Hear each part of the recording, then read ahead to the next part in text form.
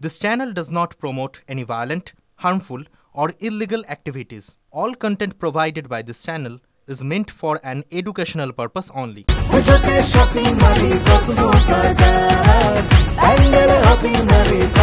Cosmo বাজার পুজোর shopping two pandal hopping সঙ্গে রয়েছে দারুণ আকর্ষণীয় উপহার।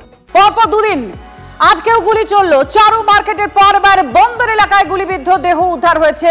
ডিসি পোর্টের অফিসের খুব কাছে গুলিবিদ্ধ দেহ উদ্ধার। মহালয়ায় চারু মার্কেটের জিমে গুলি, প্রতিপদে চলল গুলি গার্ডেন রিচে।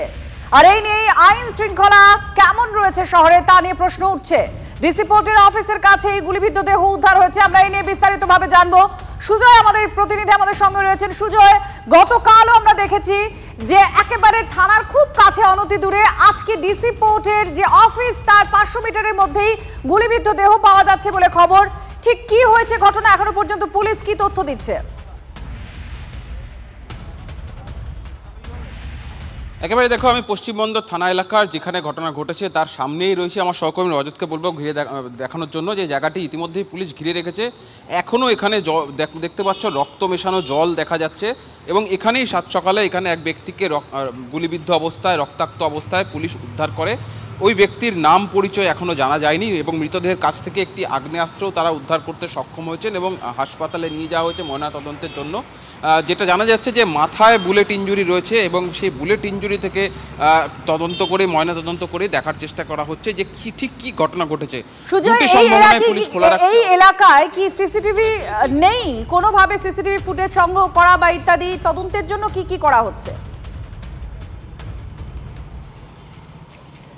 দেখো, তদন্তের ক্ষেত্রেই বলছি, পুলিশ আপাতত দুটি অ্যাঙ্গেলেই তদন্ত করছে। এক, কেউ তাকে খুন করেছে সেই জায়গাটি। দ্বিতীয় হচ্ছে তিনি নিজেই আত্মঘাতী হয়েছেন এবং দ্বিতীয় সম্ভাবনাটাই পুলিশ জোর দিচ্ছে বেশি। তার কারণ যেরকম বুলেট ইঞ্জুরি রয়েছে, যেরকম মাথায় চিহ্ন রয়েছে, গুলির চিহ্ন রয়েছে, তা থেকে তদন্তকারীদের অনুমান যে তিনি নিজে আত্মঘাতী হয়ে থাকতে পারেন। তবে এখনও চূড়ান্ত সিদ্ধান্তে পুলিশ আসেনি।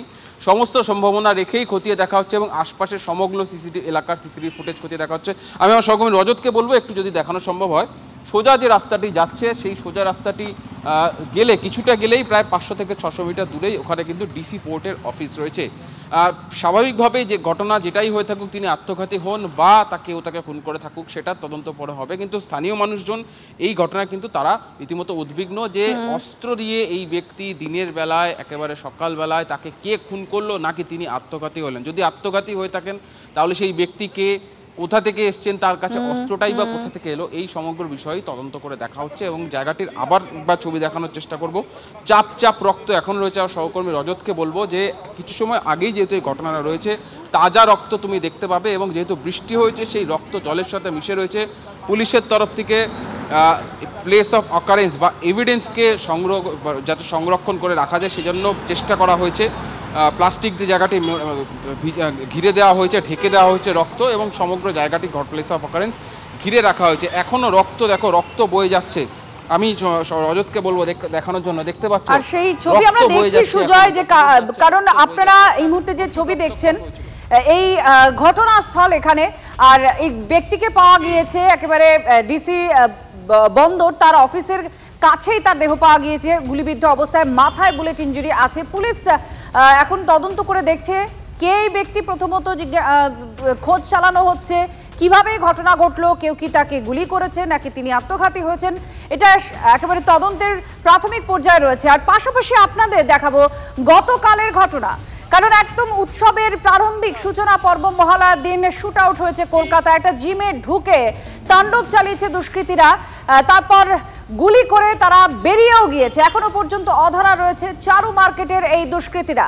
পরপর এই দুটি ঘটনায় খুব স্বাভাবিকভাবেই একটা প্রশ্ন উঠেছে যে পুজোর মরশুমে সুরক্ষা তাহলে কোথায়, এই প্রশ্ন উঠছে। আর সে জায়গায় দাঁড়িয়েই আপনাদের দুটো ছবি দেখাচ্ছি, কারণ মানুষের মনের মধ্যেও একটা ভয়, আতঙ্ক তৈরি হতে পারে। পরপর দুটো ঘটনা আপনাদের দেখাচ্ছি। চারু মার্কেটের জিমের মধ্যে ঢুকে 4 জন দুষ্কৃতী তারা গুলি করে পালিয়ে যায় আর এখনো তাদেরকে ধরতে পারেনি পুলিশ। আর অপরদিকে আজকে আবার গুলিবিদ্ধ দেহ পাওয়া গিয়েছে গার্ডেন রিচ এলাকায়, সেটাও পুলিশ তদন্ত করে দেখছে যে ঠিক কে কিভাবে এলো, তার কাছে অস্ত্র কোথা থেকে এলো, পুরো বৃত্তান্ত এখন খতিয়ে দেখছে পুলিশ। এগুলো প্রত্যেকটাই কিন্তু আতঙ্কগ্রস্তের একটা ব্যাপার আছে। সাধারণ মানুষ এগুলো দেখে কি ভাববে? আর্মস অ্যামুনিশন ধরুন, আর্মস অ্যামুনিশন সিজার করুন, এটা যত বাইরে থাকবে তত বেশি সাধারণ মানুষের কোনো নিরাপত্তা থাকবে না, যত বেশি থাকবে। সুতরাং সিজার লিস্টের মধ্যে আনতে হবে, ধরতে হবে, ধরার পরে লঘু ধারায় কেস নয়, অ্যাকুরেট সেকশনে কেস করে তাদেরকে যথোপযুক্ত কাঠগড়ায় নিয়ে আসতে হবে, কোর্টের কাছে নিয়ে আসতে হবে। প্রাক্তন পুলিশ কর্তার কথা আপনারা শুনছিলেন। আর পুজোর সময় অতিরিক্ত ভিড়, অতিরিক্ত মানুষের আনাগোনা হয় শহর কলকাতায়, আর সেই সমস্ত মানুষকে সুরক্ষা দেওয়ার জন্য পুলিশ প্রশাসনের আলাদাভাবে পরিকল্পনা থাকে, রোডম্যাপ করা থাকে, অতিরিক্ত পুলিশ মোতায়েনও থাকে। আর অতিরিক্ত পুলিশ এবারেও মোতায়েন থাকবে এই আশ্বাস খোদ সিপি দিয়েছেন, কিন্তু তারপরেও দুদিন শহরে গুলি চলল। এইবার পূজার দিন আমরা এক্সট্রা ম্যান পাওয়ার, প্রচুর এক্সট্রা ম্যান পাওয়ার থাকবে। এই মানে ট্রাফিক ম্যানেজমেন্ট, জেনারেল সার্কুলেশন যেটা আছে তার জন্য এক্সট্রা ম্যান পাওয়ার থাকবে, এক্সট্রা অফিসার্স দেওয়া হবে, ম্যান পাওয়ার দেওয়া হবে, যথেষ্ট ম্যান পাওয়ার থাকবে। অ্যান্ড শুধু রাত্রি মানে 2-3টের সময় অনেক জায়গায় আমরা পুলিশকে, আমাদের ফোর্সকে স্ট্যান্ড ডাউন দিয়ে দিই, তারপরেও আমাদের ফোর্স যাতে অ্যাভেলেবেল থাকে, যারা রাত্রি মানে 2টো থেকে সকাল 6টা অবধি যাতে হোল নাইট যারা থাকবে ওদের সুবিধার জন্য এক্সট্রা পুলিশ এইবার থাকবে। চারু মার্কেটের ঘটনা ঘটেছে, যে ঘটনা আতঙ্ক ধরিয়েছে সাধারণ মানুষের মনে। এখনো পর্যন্ত এই 4 দুষ্কৃতী যারা জিমের ভেতরে ঢুকে গুলি করে পালিয়ে গিয়েছে তাদের এখনো খোঁজ পাওয়া যায়নি।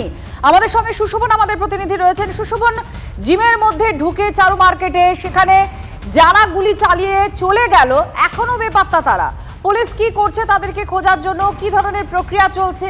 কেন খুঁজে পাওয়া যায়নি এই 4 জনকে এখনো? দেখো, খুঁজে না পাওয়ার যেটা প্রথম কারণ সেটা হলো জিমের মধ্যে কোনো সিসি ক্যামেরা নেই, জিমের বাইরে সেখানেও কোনো সিসি ক্যামেরা নেই। তাহলে ভরসা একমাত্র রাস্তা, সেই রাস্তার যে অংশে যেদিকে সিসি ক্যামেরা রয়েছে, পুলিশ সূত্র খবর যে দুষ্কৃতীরা সেদিক দিয়ে নয়, একেবারে বাজারের মধ্যে একটি জায়গা রয়েছে, নির্জন এলাকা, সেই দিক দিয়ে চলে গেছে, অর্থাৎ সেটাও সিসি ক্যামেরার আওতায় নয়। আর যে রাস্তা মূলত ব্যবহার করা হয়েছে সেটা প্রথম কথা দুপুর, এবং সেই রাস্তাটা এই দুপুরেই নির্জন থাকে। তাই পুলিশ মনে করছে যে এটা কিন্তু রেইকি করা ছিল, এবং এই রেইকি করেই পুরো পরিকল্পনা সাজানো হয়েছিল। তার কারণ পুলিশের মনে আরো একটা বড় সন্দেহ দানা বাঁধছে যে যখন দুষ্কৃতীরা এলো দুজন, এসে সেই জিমের মালিক জিম জয়কে খুঁজছে, তখন কিন্তু জয়কে খোঁজার জন্য বা জয়কে ডাকার জন্য যে রিসেপশনিস্ট যাচ্ছে, তারপরে সে কিন্তু গুলি অন্য কোথাও চালায়নি, গুলি একেবারে মেঝেতে চালালো। অর্থাৎ এটা কি কোনো ভয় দেখানো বা আতঙ্ক তৈরি করার জন্য, না অন্য কোনো পরিকল্পনা ছিল, এটা পুলিশের মনে এখন ধারণা লাগছে। এবং পুলিশ এক প্রকার নিশ্চিত যে এটা পুরো রেইকি করা ছিল, তার কারণ সময় একটা নির্দিষ্ট নির্জন এলাকা হবে, এই সময়টা বেছে নেওয়া হয়েছে। পুরো পরিকল্পনার একটা ছাপ পুলিশ দেখতে পাচ্ছে, কিন্তু এখনো ধরতে পারেনি পুলিশ এই 4 জন দুষ্কৃতী কোথায় গেল। এটা রাস্তায় যে সিসিটিভি রয়েছে সেগুলোকে হাতিয়ার করে এখন খোঁজার চেষ্টা করা হচ্ছে।